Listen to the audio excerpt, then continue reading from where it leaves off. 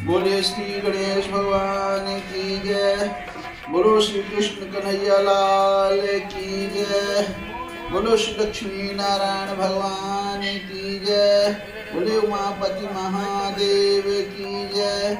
बोले राजा रामचंद्र दरबार की जय। बोले अम्बे माते की जय।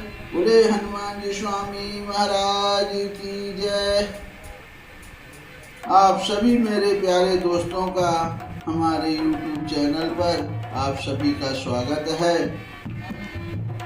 आज हम श्रीमद् भागवत महापुराण की कथा चतुर्थ स्कंध एकादशों अध्याय की कथा सुनाएंगे। कथा में है स्वयंभू मनु का ध्रुव जी को युद्ध बंद करने के लिए समझाना। बहुत सुंदर कथा है। अब यहाँ श्री मैत्रेय जी कहते हैं, विदुर जी, ऋषियों का ऐसा कथा सुनकर महाराज ध्रुव ने आचमन कर श्री नारायण के बनाए हुए नारायण अस्त्र को अपने धनुष पर चढ़ाया। उस बाण के चढ़ाते ही यक्षों द्वारा रची हुई नाना प्रकार की माया उसी क्षण नष्ट हो गई। जिस प्रकार ज्ञान का उदय होने पर अविद्यादि कलेश नष्ट हो जाते हैं। ऋषिवर नारायण के द्वारा आविष्कृत उस अस्त्र को धनुष पर चढ़ाते ही उससे राजहंस के से वक्ष और सोने के फल वाले बड़े तीखे बाण निकले। और जिस प्रकार मयूर के कार्य करते वन में घुस जाते हैं, उसी प्रकार भयानक शाय शाय शब्द करते वे शत्रु की सेना में घुस गए। उन तीखी धार वाले बाणों ने शत्रुओं को बेचैन कर दिया। तब उस रणांगण में अनेकों यक्षों ने अत्यंत कुपित होकर अपने अस्त्र शस्त्र संभाले और जिस प्रकार गरुड़ के छेड़ने से बड़े बड़े सर्प फन उठाकर उनकी ओर दौड़ते हैं, उसी प्रकार वे इधर उधर से ध्रुव जी पर टूट पड़े। उन्हें सामने आते देख ध्रुव जी ने अपने बाणों द्वारा उनकी भुजाएं, जांघें, कंधे और उदर आज अंग प्रत्यंगों को छिन्न भिन्न कर उन्हें उस सर्वश्रेष्ठ लोक यानी सत्य लोक में भेज दिया।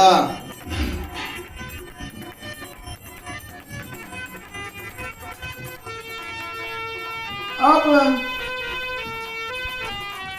जिसमें ऊर्ध्वरेता मुनिगण सूर्य मंडल का भेदन करके जाते हैं, अब उनके पितामह स्वयंभू मनु ने देखा कि विचित्र रथ पर चढ़े हुए ध्रुव अनेकों निरपराध यक्षों को मार रहे हैं, तो उन्हें उन पर बहुत दया आई। वे बहुत से ऋषियों को साथ लेकर वहां आए और अपने पौत्र ध्रुव को समझाने लगे। मनु जी ने कहा, बेटा बस बस, अधिक क्रोध करना ठीक नहीं। यह पापी नरक का द्वार है। इसी के वशीभूत होकर तुमने इन निरपराध यक्षों का वध किया है। तात, तुम्हें जो निर्दोष यक्षों के संहार पर उतर रहे हो, यह हमारे कुल के योग्य कर्म नहीं है। साधु पुरुष इसकी बड़ी निंदा करते हैं। बेटा, तुम्हारा अपना भाई पर बड़ा अनुराग था, यह तो ठीक है, परंतु देखो उसके वध से संतप्त होकर तुमने एक यक्ष के अपराध करने पर प्रसंगवश कितनों की हत्या कर डाली। इस जड़ शरीर को ही आत्मा मानकर इसके लिए पशुओं की भांति प्राणियों की हिंसा करना, यह भगवत सेवी साधु जनों का मार्ग नहीं है। सही बात है। अब प्रभु की आराधना करना बड़ा कठिन है, परंतु तुमने तो लड़कपन में ही संपूर्ण भूतों के आश्रय स्थान श्री हरि की सर्वभूतात्मा भाव से आराधना करके उनका परम पद प्राप्त कर लिया है। तुम्हें तो प्रभु भी अपना प्रिय भक्त समझते हैं तथा भक्तजन भी तुम्हारा आदर करते हैं। तुम साधु जनों के पथ प्रदर्शक हो, फिर भी तुमने ऐसा निंदनीय कर्म कैसे किया? सर्वात्मा श्री हरि तो अपने से बड़े पुरुषों के प्रति सहनशीलता, छोटों के प्रति दया, बराबर वालों के साथ मित्रता और समस्त जीवों के साथ क्षमता का बर्ताव करने से ही प्रसन्न होते हैं। और प्रभु के प्रसन्न हो जाने पर पुरुष प्राकृत गुण एवं उनके कार्य रूप लिंग शरीर से छूटकर परमानंद स्वरूप ब्रह्म पद प्राप्त कर लेता है। बेटा ध्रुव, देहादि के रूप में परिणित हुए पंचभूतों से स्त्री पुरुष का आविर्भाव होता है और फिर उनके पारस्परिक समागम से दूसरे स्त्री पुरुष उत्पन्न होते हैं।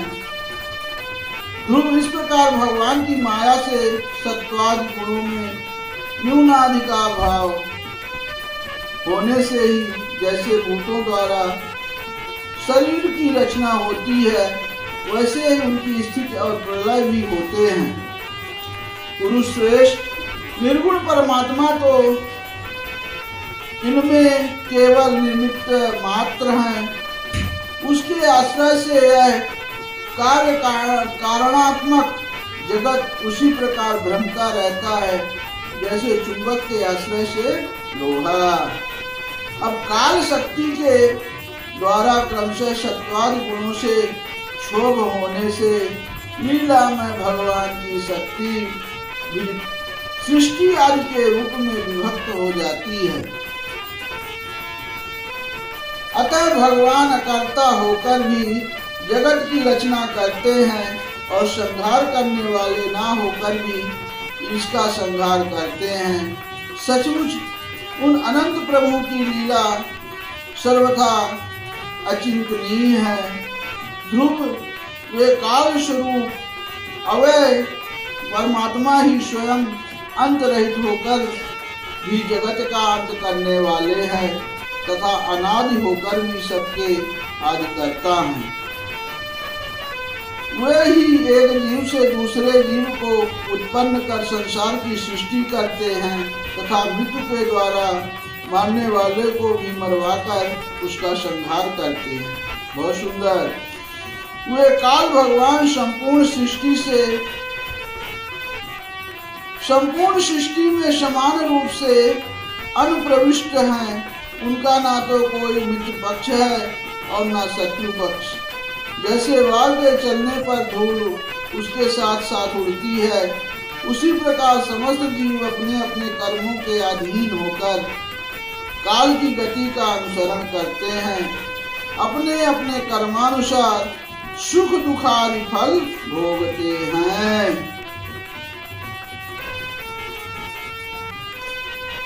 अब आगे कथा है।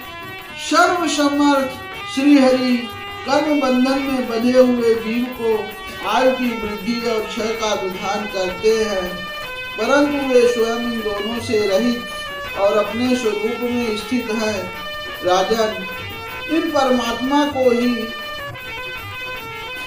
मीमांसक लोग कर्म, चावार्क, स्वभाव, वैशेषिक मतलबी, काल, ज्योतिषी, दैव और काम शास्त्री काम कर कहते हैं।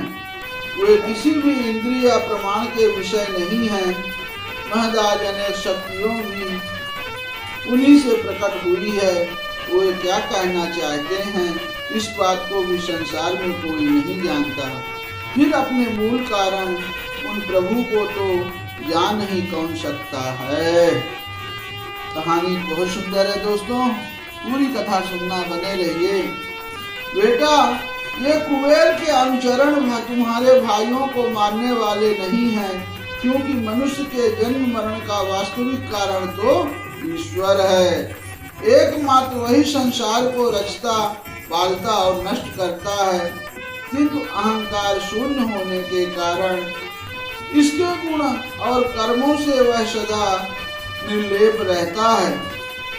वे संपूर्ण प्राणियों के अंतरात्मा, नियंता और रक्षा करने वाले प्रभु ही अपनी माया शक्ति से युक्त होकर समस्त जीवों का सृजन, पालन और संहार करते हैं। जिस प्रकार नाग में नकेल पड़े हुए बैल अपने मालिक का बोझा ढोते रहते हैं, उसी प्रकार जगत की रचना करने वाले ब्रह्मांड भी नाम रूप डोरी से बंधे हुए उन्हीं की आज्ञा का पालन करते हैं। वे भक्तों के लिए मृत रूप और भक्तों के लिए अमृत रूप,